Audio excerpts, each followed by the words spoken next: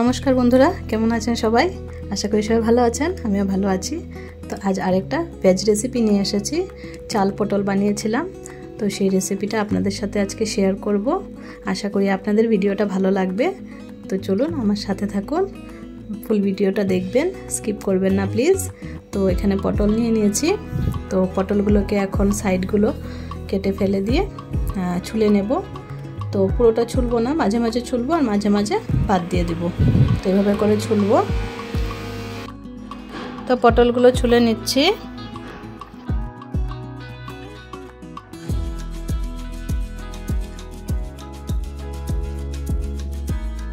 তো ছুলা হয়ে গেছে, এখন মাঝখানে একটা কাট দিয়ে দেব। তো 2 টুকরা করব। এভাবেই সবগুলো পটলকে কেটে নেব। এদিকে আলু নিয়ে নিয়েছি ধুয়ে, পটলগুলো কাটা হয়ে গেছে। এখন আলুগুলোকে ছুলে নিচ্ছি। আলুগুলোকে ভালো করে ছুলে তো আলুগুলোকে অর্ধেক করে কেটে নেব।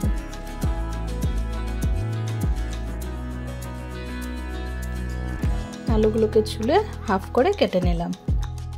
তো সব কয়টা আলু এভাবে কেটে নিয়েছি। তো আমার সবজিগুলো কাটা হয়ে গেছে। এখন এখানে নিয়েছি গোবিন্দভোগ চাল, ধুয়ে ভিজিয়ে রেখেছি।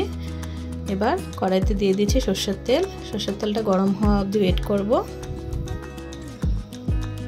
তো তেলটা গরম হয়ে গেলে এখন পটলগুলো ভেজে নেব। তো পটলগুলো দিয়ে দিলাম, দিয়ে সামান্য হলুদ আর স্বাদ মতো লবণ দিয়ে দিলাম, দিয়ে পটলগুলোকে ভেজে নিচ্ছি। পটলগুলো কিছুক্ষণ ভাজবো, একটু লাল হওয়া অবধি ভেজে নেব।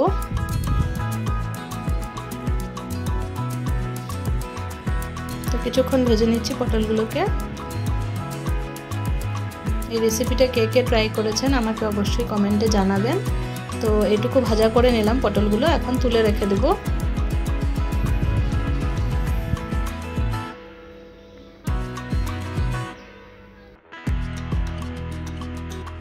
পটলগুলোকে তুলে রেখে সেই তেলের মধ্যে গোটা জিরে আর তেজপাতা দিয়ে দিয়েছি। তেলটা একটু কালো হয়ে গেছে, কারণ পটলে হলুদ আর নুন দিয়েছিলাম, যে ওই হলুদের জন্য তেলটা কালো হয়ে গেছে। এখন আলুগুলো দিয়ে দিচ্ছি, আলুগুলো ফ্রাই করে নেব। একইভাবে আলুগুলোকে একটু লাল লাল করে ভাজবো। তো এখন দিয়ে দিব লবণ আর দিয়ে দিব হলুদ, দিয়ে আলুগুলোকে ভাজা করে নেব। আলুগুলোকে কিছু ঢেকে ঢেকে ভাজতে হবে, কারণ আলুগুলো না হলে সিদ্ধ হবে না। তো এখন আলুগুলোকে ঢেকে দেব। মাঝে মাঝে ঢাকনা তুলে একটু নাড়াচাড়া করে আবার ঢেকে দিচ্ছি। তো আলুগুলো বয়েল হয়ে যাবে। এভাবে করে ভেজে নিয়েছি, আলুগুলো লাল করে ভাজা হয়ে গেছে। এখন এটাতে যে চালটা ভিজিয়ে রেখেছিলাম সেই চালটা দিয়ে দিলাম।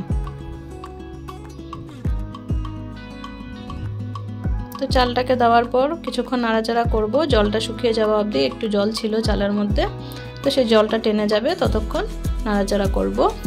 দিয়ে দিলাম শুকনো লঙ্কার গুঁড়ো আর দিয়ে দিলাম জিরে গুঁড়ো। এগুলোকে ভালো করে একসাথে মিক্স করে নেব।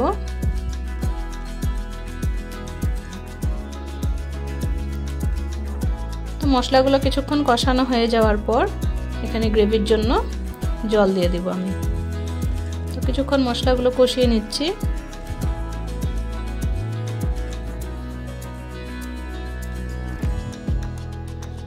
তো মশলাগুলোকে কষানো হয়ে গেছে, এখন জল দিয়ে দিব গ্রেভির জন্য।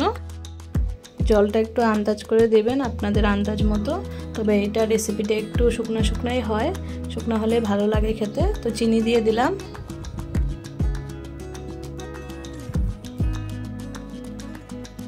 কিছুক্ষণ নাড়াচাড়া করব, একটু ঢেকে দেব বয়েল হওয়া অবধি। তো গ্রেভিটা বয়েল হয়ে গেছে।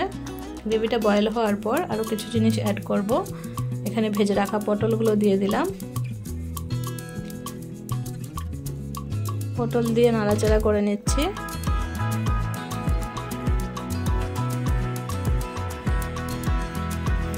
এখন দিয়ে দিচ্ছি গরম মশলা।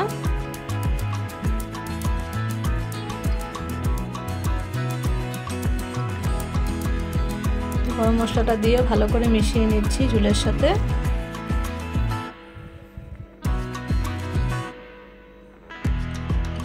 এখন দিয়ে দিলাম সামান্য একটু ঘি। ঘি আর গরম মশলা দিলে নিরামিষ তরকারির স্মেলটা খুব সুন্দর হয়। একটু লবণ কম হয়েছিল, তো আর একটু লবণ দিয়ে দিলাম। দিয়ে ভালো করে মিক্স করে নিচ্ছি এখন। তো আমাদের রেসিপি প্রায় রেডি, আর কিছুক্ষণ রাখবো, বাস হয়ে যাবে। তো হয়ে গেছে রেসিপিটা রেডি। এখন কিছুক্ষণ গ্যাসটা অফ করে রেখে দেব স্ট্যান্ডিং টাইমে। তো স্ট্যান্ডিং টাইমে রাখার পর দেখুন গ্রেভিটা একদম শুকনো শুকনো হয়ে গেছে। তো এরকমই হলে খুব ভালো লাগে খেতে। তো আমি সার্ভ করে দিলাম। এটা আপনারা গরম ভাতের সাথে খেতে পারেন, খুবই ভালো লাগবে। আর আমার রেসিপিটা কেমন লাগলো অবশ্যই জানাতে ভুলবেন না। ভালো লাগলে লাইক কমেন্ট শেয়ার করে দিবেন। আর চ্যানেলে যদি কেউ নতুন বন্ধু হয়ে থাকেন প্লিজ চ্যানেলটাকে সাবস্ক্রাইব করে বেল আইকনটা প্রেস করে দিবেন। আবার আসছি নতুন কোনো ভিডিওর সাথে। সবাই ভালো থাকবেন, সুস্থ থাকবেন। Bye bye.